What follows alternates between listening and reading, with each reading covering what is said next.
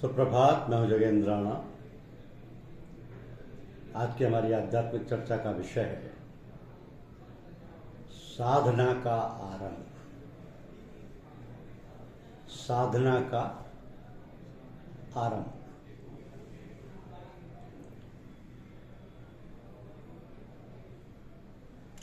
मनुष्य का स्वभाव बहुर्मुखी है, इसलिए अधिकांश लोगों की रुचि कर्मयोग तथा कर्मकांड से जुड़ी मान्यताओं की ओर ही रहती है। हठयोग व तंत्रयोग भी इसी के अंतर्गत आते हैं। आज के मनुष्य को न तो समय है, न बल है और न ही प्राचीन काल जैसा वातावरण। इसलिए इस रास्ते से आत्मदर्शन पाना असंभव जैसा ही है। इसमें कुंडली जागरण और नीचे से चलकर एक एक चक्र खोलकर आगे बढ़ने की साधना है।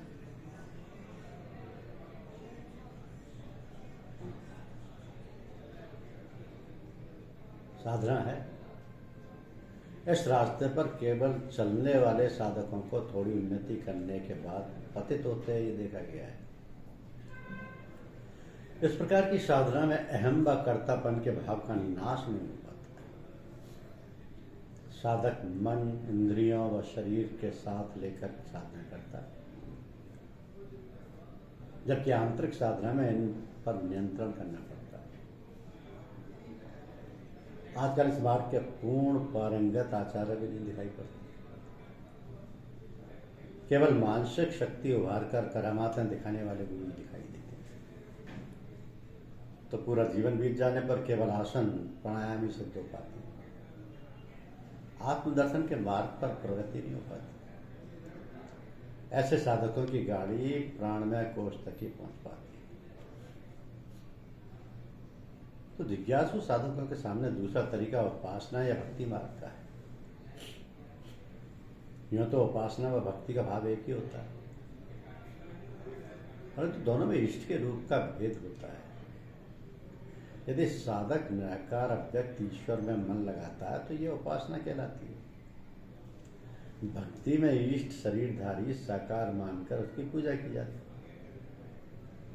बीते काल में शिव, विष्णु, राम, कृष्ण, भगवती, जगदम्बा आदि की व्यक्त उपासना का सिलसिला शुरू हुआ और इन देवी देवताओं के शरीरों में ईश्वर की भावना ले आने को भक्ति का नाम दे दिया गया।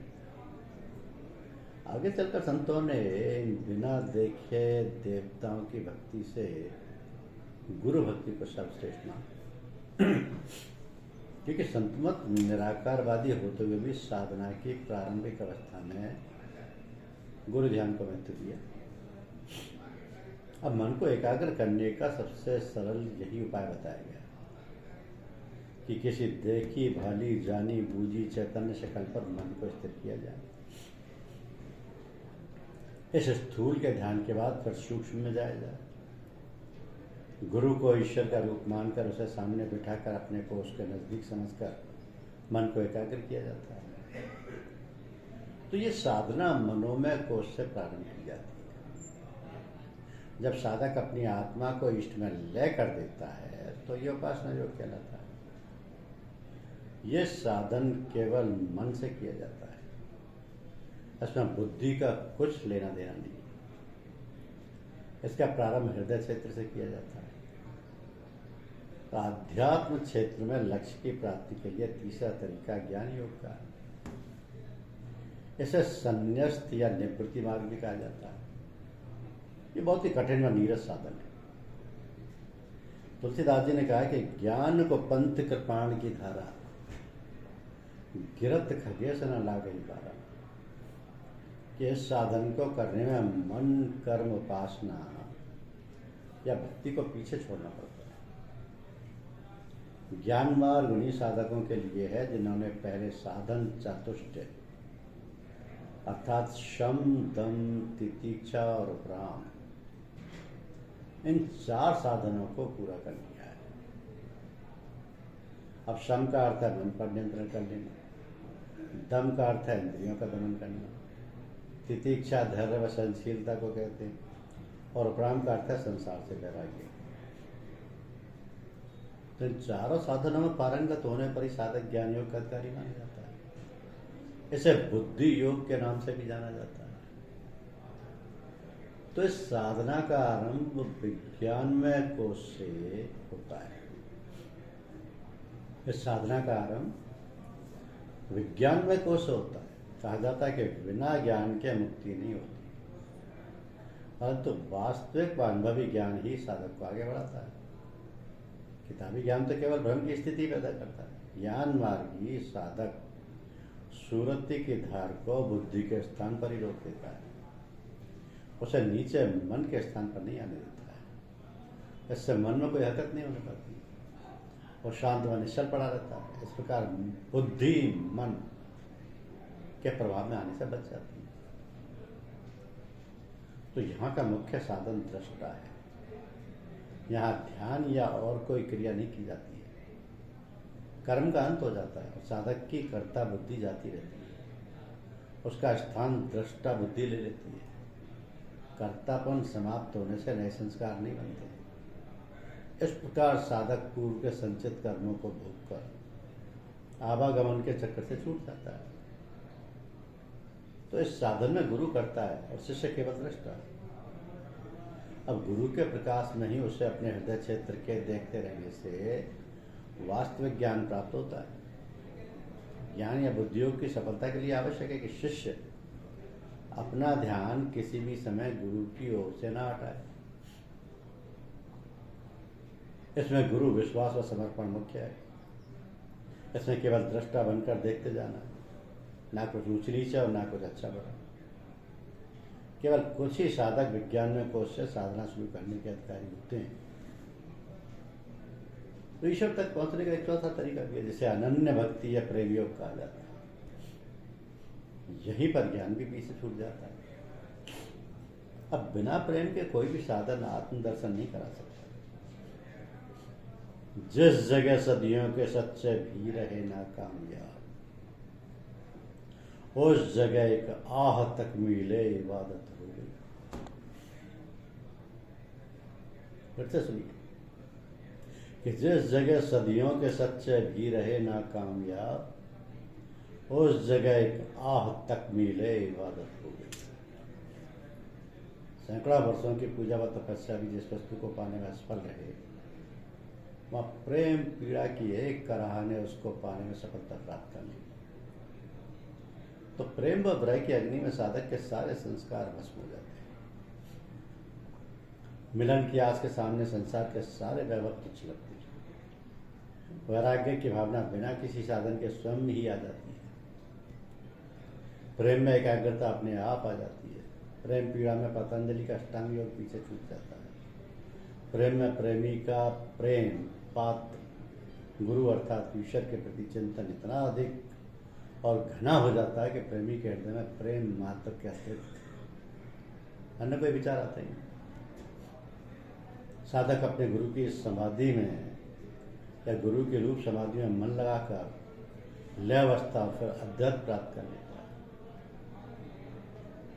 लाला जी साहब ने अपने को शिष्यों को प्रेम की सूची अवस्था से साधन शुरू कराया था, परंतु उनके पैर उस भूमि पर नहीं टिक सके और उन्हें नीचे उतार कर फिर साधना कराई और आनंद में कोष पहुंचाया।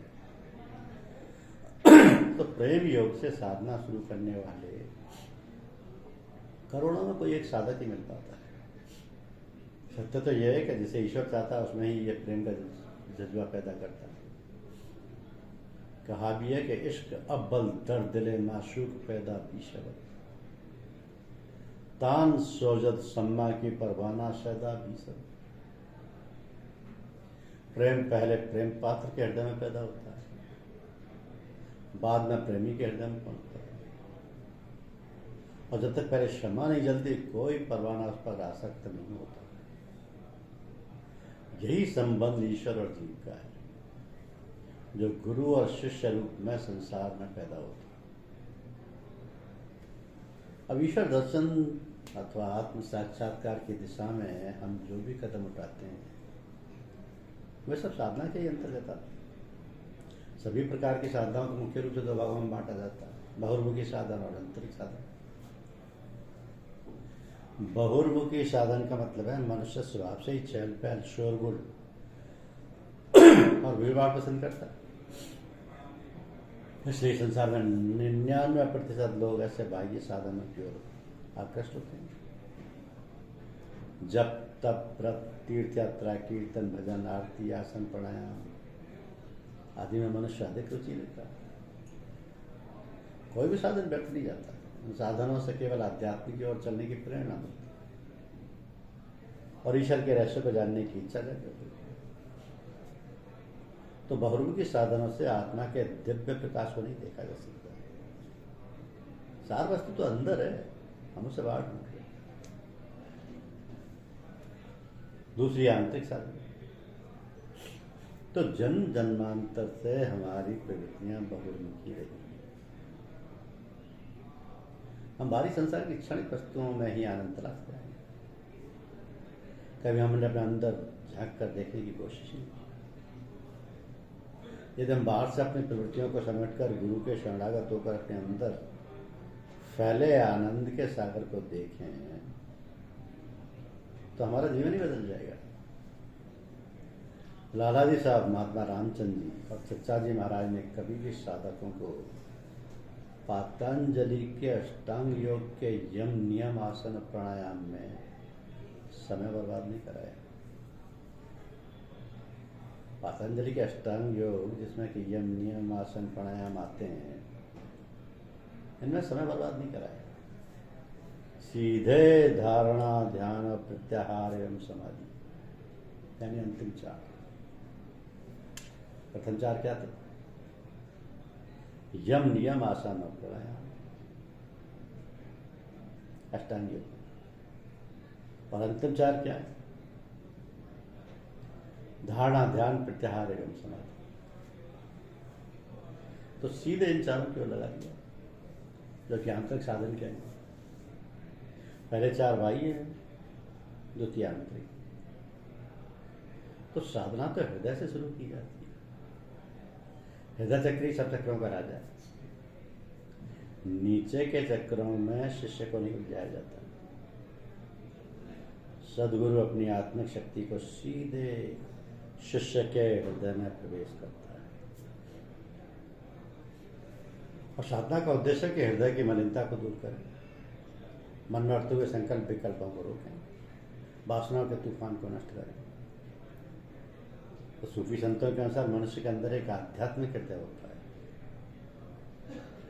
इस हृदय से दो रास्ते, एक भाग आंतरिक हृदय यानी कल,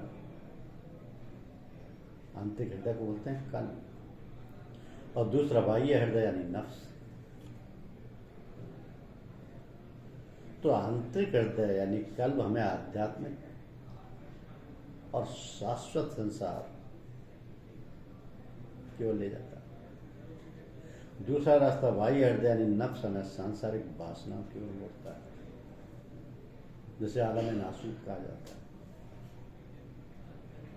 तो आंतरिक हृदय की शक्ति का स्रोत है ईश्वर के प्रति प्रेम, ईश्वरीय ज्ञान, ईश्वर की मर्जी पर जीवन बिताना, हर समय उनकी याद में रहना।